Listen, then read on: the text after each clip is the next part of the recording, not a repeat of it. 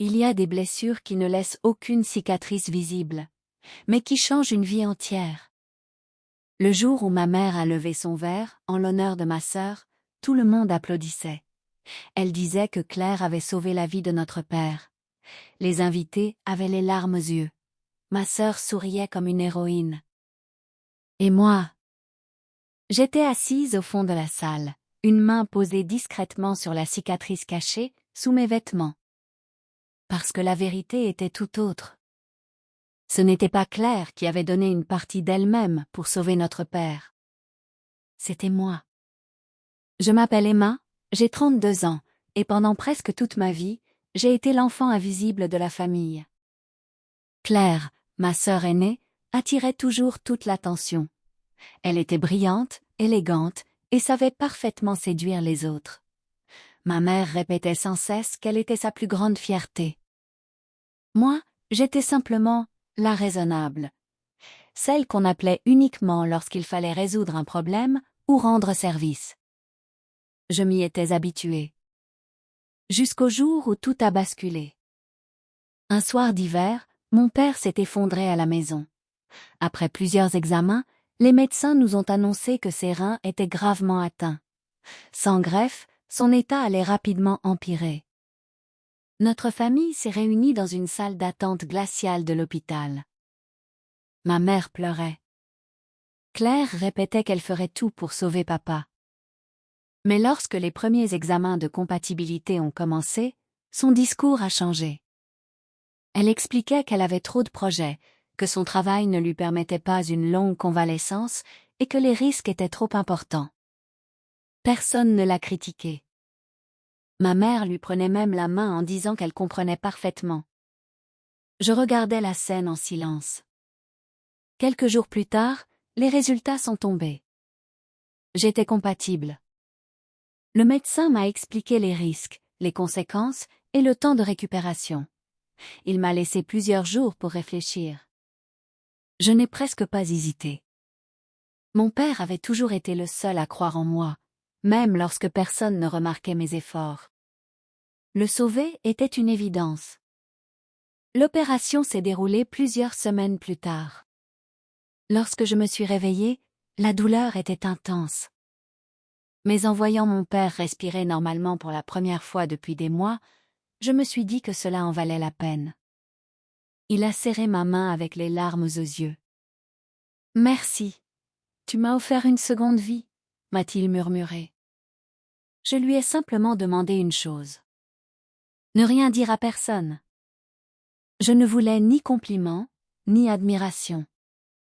Je voulais seulement que mon père vive. Il a promis de respecter mon choix. Je pensais sincèrement avoir pris la bonne décision. J'étais loin d'imaginer que ce silence allait permettre à quelqu'un d'autre de s'approprier mon sacrifice, et qu'un jour, toute cette famille paierait le prix du plus grand mensonge de son histoire. Les semaines passaient, et mon père retrouvait peu à peu des forces. Chaque fois que je le voyais marcher un peu plus longtemps, ou sourire sans souffrir, je me rappelais que mon sacrifice en valait la peine. Pourtant, quelque chose changeait dans la famille. Claire recevait de plus en plus de compliments. Au début, je n'y ai pas prêté attention. Puis, j'ai commencé à entendre des phrases qui me glaçaient. Claire est vraiment courageuse. Elle a tout fait pour son père. Quelle fille exceptionnelle! Je pensais qu'il s'agissait d'un simple malentendu. Mais un dimanche, en arrivant chez mes parents, j'ai compris. Ma tante s'est précipitée vers Claire pour l'embrasser. « Nous sommes tellement fiers de toi. Donner une partie de toi pour sauver ton père, c'est un geste que peu de gens auraient eu le courage de faire. » Claire a simplement baissé les yeux, avec un sourire timide. Elle n'a rien corrigé. Pas un mot. Elle a laissé tout le monde croire que c'était elle.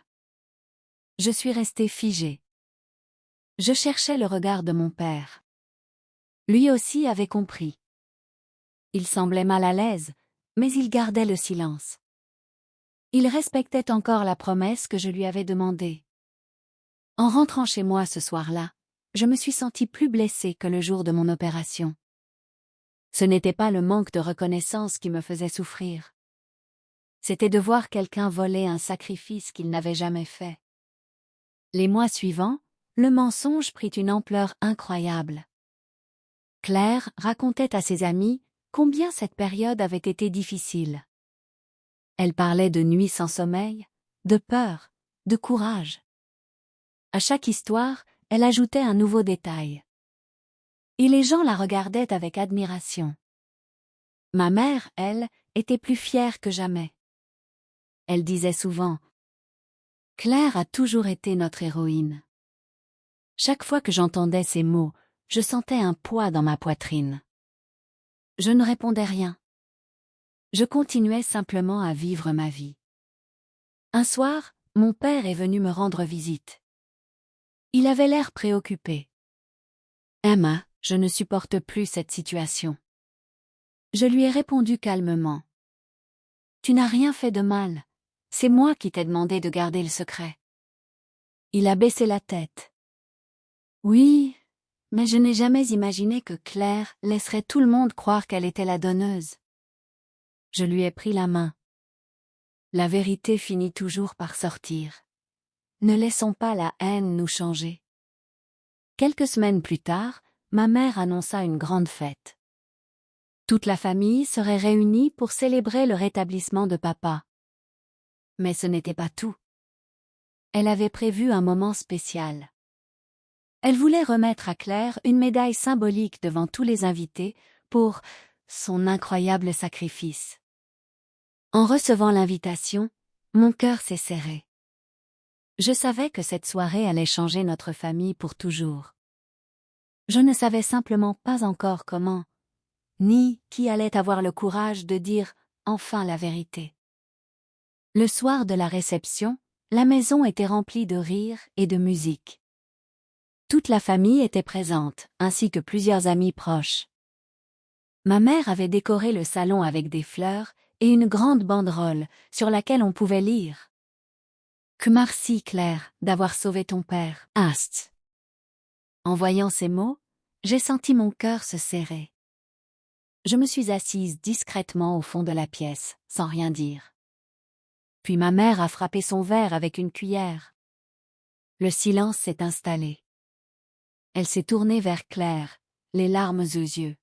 « Ma chérie, tu nous as donné la plus belle preuve d'amour qu'une fille puisse offrir à son père. Nous sommes tous si fiers de toi. » Les applaudissements ont rempli la pièce. Ma mère a sorti une petite boîte contenant une médaille gravée. « Plomb, à notre héroïne, Ast. » Claire s'est avancée, souriante. Elle tendait déjà les mains pour recevoir la médaille. C'est à ce moment-là que mon père s'est levé. Sa voix était calme, mais ferme. « Non. » Toute la salle s'est figée. Il a regardé Claire, puis ma mère. Cette médaille n'appartient pas à Claire. Un silence pesant est tombé. Ma mère a froncé les sourcils. « Qu'est-ce que tu racontes ?» Mon père a pris une profonde inspiration. Claire ne m'a jamais donné son rein. Les invités échangeaient des regards étonnés. Claire est devenue pâle.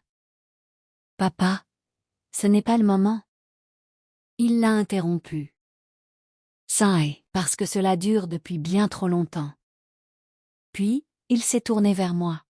« Celle qui m'a sauvé la vie, c'est Emma. » Tous les regards se sont posés sur moi. Je n'avais rien préparé. Je voulais seulement que cette soirée se termine. Mon père s'est approché et a soulevé doucement le bord de ma veste, révélant la cicatrice de l'opération. Les murmures ont envahi la pièce. Ma mère avait les larmes aux yeux. Elle regardait alternativement ma cicatrice et Claire. « C'est vrai ?» Je n'ai fait qu'acquiescer. Claire n'a rien répondu. Son silence était plus fort que n'importe quel aveu. Ma mère s'est tournée vers elle. « Tu as laissé tout le monde croire que c'était toi ?» Claire a baissé la tête. Je n'ai jamais dit que c'était faux. Cette phrase a suffi. En quelques secondes, toute l'admiration qu'elle avait reçue s'est transformée en déception. Ma mère s'est approchée de moi, en larmes. « Pardonne-moi, Emma. J'ai passé des années à regarder du mauvais côté. » Je l'ai serrée dans mes bras. Parce que la vérité n'avait jamais été une revanche. Elle était simplement nécessaire. Quelques mois plus tard, les relations dans notre famille étaient différentes. La confiance de Claire était brisée, et il lui faudrait longtemps pour la reconstruire. Quant à moi, je n'avais gagné ni argent ni récompense. J'avais retrouvé quelque chose de bien plus précieux. La vérité. Et parfois, c'est tout ce dont une famille a besoin pour enfin guérir. Si cette histoire vous a touché, n'oubliez pas de laisser un « j'aime », de vous abonner et de partager cette vidéo. Votre soutien permet à d'autres histoires inspirantes de voir le jour. Merci de votre écoute.